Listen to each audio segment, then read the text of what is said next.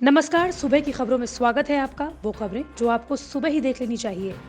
Corona ने ली BJP मंत्री की जान। कोरोना के केस कम हुए लेकिन हालात अब भी चिंताजनक। एक दवा से होगा कोरोना का काम तमाम।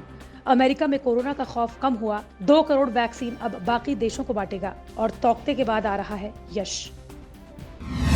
उत्तर प्रदेश सरकार में राज्य मंत्री विजय कश्यप का निधन हो गया। वो कोरोना से संक्रमित थे। तबीयत बिगड़ने के बाद से वो गुरुग्राम के मेदांता अस्पताल में भर्ती थे। इलाज के दौरान उनका निधन हो गया। विजय कश्यप यूपी के मुजफ्फरनगर के चरथावल विधानसभा से विधायक थे। विजय कश्यप योगी सरकार में बाढ़ एवं नियंत्रण राज्य मंत्री थे। 29 अप्रैल को वो कोविड पॉजिटिव हुए थे और तभी से अस्पताल में एडमिट थे। उनके निधन की खबर से बीजेपी में शोक की लहर दौड़ गई। विजय कश्यप के निधन पर शोक जाहिर करते हुए प्रधानमंत्री नरेंद्र मोदी ने अपने ट्विटर हैंडल पर लिखा कि भाजपा नेता और उत्तर प्रदेश सरकार में मंत्री विजय कश्यप के निधन से अत्यंत दुख हुआ। वो जमीन से जुड़े हुए नेता थे और सदा जनहित के कार्यों में समर्पित रहे। शोक की इस घड़ी में उनके परिजनों और प्रशंसकों के प्रति मेरी संवेदनाएं।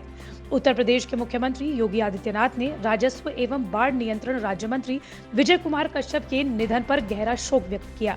मुख्यमंत्री ने कहा कि विजय कुमार कश्यप एक लोकप्रिय जनप्रतिनिधि थे। प्रदेश सरकार के मंत्री के रूप में उन्होंने हमेशा अपने दायित्वों का कुशल पूर्वक निर्वहन किया। इस संक्रमण से पिछले 1 महीने में एक मंत्री समेत बीजेपी के 5 विधायकों की जान जा चुकी है।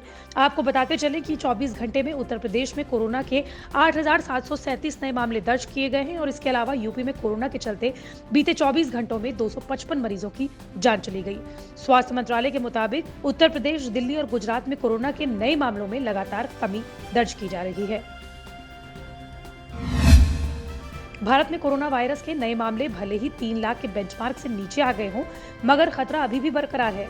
देश में कोरोना के नए केसेस में बीते कुछ दिनों में गिरावट देखी जा रही है, मगर मौत के आंकड़े टेंशन पैदा कर रहे हैं, क्योंकि जब से कोरोना पीक पर था तब भी मौतों के आंकड़े इतने नहीं आ रहे थे। आपको बताते चले कि 18 मई को देश में एक दिन में कोरोना से 4,525 लोगों की मौत हुई, जो अब तक की सबसे ज्यादा बड़ी संख्या है। जब देश में 6 मई को कोरोना के सबसे ज्यादा मामले यानी कि 4,14,000 मामले सामने आए थे, उस वक्त भी कोरोना से एक दिन में 3,920 लोग ही मरे थे। देश में कोरोना वायरस से अब तक सबसे ज्यादा 4,525 मौतें 18 मई को ही कोरोना की किसी भी लहर में होने वाली एक दिन में मौतों का ये सर्वाधिक बड़ा आंकड़ा है। मंत्रालय के आंकड़ों के मुताबिक 6 मई को कोरोना के सबसे ज्यादा मामले थे और तब भी मौतों का आंकड़ा इससे नीचे था। पिछले 1 महीने से कोरोना वायरस महामारी से जूझ रहे लोगों के लिए एक खबर काफी राहत भरी हो सकती है। दरअसल ऑस्ट्रेलिया के रिसर्चर्स ने एक ऐसी एंटीवायरल ड्रग को तैयार किया है जो चूहों के फेफड़ों में 99.9% कोरोना पार्टिकल्स को खत्म करने में कामयाब रहा। हालांकि इस ड्रग को बाजार में आने में समय लग सकता है। इस ट्रीटमेंट को ऑस्ट्रेलिया के क्वींसलैंड यूनिवर्सिटी के मेंजिस हेल्थ इंस्टीट्यूट ने तैयार किया है और इसे नेक्स्ट जनरेशन ट्रीटमेंट माना जा रहा है। ये ट्रीटमेंट एक मेडिकल तकनीक के सहारे काम करती है जिसका नाम है जीन साइलेंसिंग। ऑस्ट्रेलिया में इस तकनीक का आविष्कार 1990 के दशक में हुआ था। इस ट्रीटमेंट को इंजेक्शन के सहारे दिया जाता है। जीन लाइसेंसिंग के सहारे आरएनए का उपयोग वायरस पर अटैक करने के लिए किया जाता है। इससे पहले फाइजर और मॉडर्ना जैसी कोरोना के खिलाफ वैक्सीन भी आरएनए को मॉडिफाई करके ही बनाई गई है।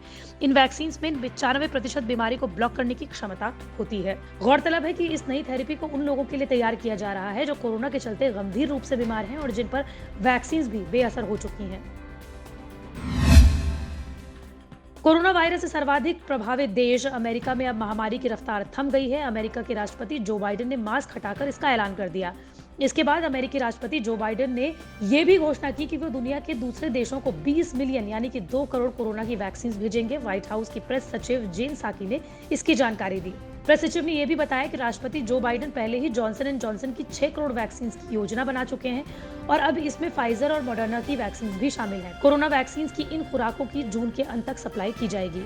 व्हाइट हाउस से जुड़े सूत्रों के मुताबिक अपने यहाँ से कोरोना संकट खत्म होने के बाद अब अमेरिका दुनिया भर से महामारी को खत्म करने पर ध्यान केंद्रित कर रहा है। ये तो सिर्फ पहला कदम है। राष्ट्रपति पहले ही वादा कर चुके हैं कि वैक्सीन आपूर्ति मामले में देश दुनिया का शस्त्रागार बनेगा। अमेरिका में फाइजर, मॉडर्ना और जॉनसन एंड जॉनसन की वैक्सीन को अधिकृत किया गया है। एस्ट्राजेनेका अभी तक इस सूची से बाहर है। जून के आखिर तक FDA से सुरक्षा जांच में सफल पाए जाने पर एस्ट्राजेनेका वैक्सीन के भेजने की शुरुआत की जाएगी। अभी तक ये स्पष्ट नहीं है कि किस देश को कौन सी वैक्सीन मिलेगी।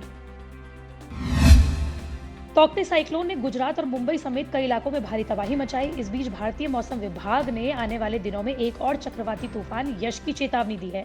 आईएमडी ने कहा है कि चक्रवात ताउते के बाद 23 मई के आसपास बंगाल की खाड़ी के ऊपर एक कम दबाव का क्षेत्र बनने की संभावना देखी जा रही है, जिसके चलते एक और चक्रवात आ सकता है जो तेज होकर चक्रवाती तूफान में बदल सकता है। एक्सपर्ट्स का मानना है कि ये सब कुछ जलवायु परिवर्तन और समुद्र के बढ़ते तापमान की वजह से हो रहा है। जलवायु परिवर्तन की वजह से समुद्र का तापमान बढ़ रहा है, जिसका असर समुद्र में बनने वाले चक्रवातों पर पड़ रहा है। दरअसल चक्रवातों के बनने की शुरुआत समुद्र के गर्म क्षेत्र से होती है, जहां चलने वाली हवा गर्म होकर कम वायु दाब का क्षेत्र बनाती है। गर्म हवा तेजी से ऊपर उठती है, जहां उसे नमी मिलती है और बाद में घने बादलों का निर्माण होता है। इस वजह से खाली हुई जगह को भरने के लिए नम हवा तेजी से नीचे जाकर फिर ऊपर की तरफ उठती है। ऐसे में जब हवा तेजी के साथ इसके ऊपर चक्कर काटती है तो घने बादल बिजली कड़कने के साथ बारिश करते हैं। इसका बड़ा रूप ही चक्रवात बनता है, जो अपने साथ तेज हवाएं और बारिश लाता है।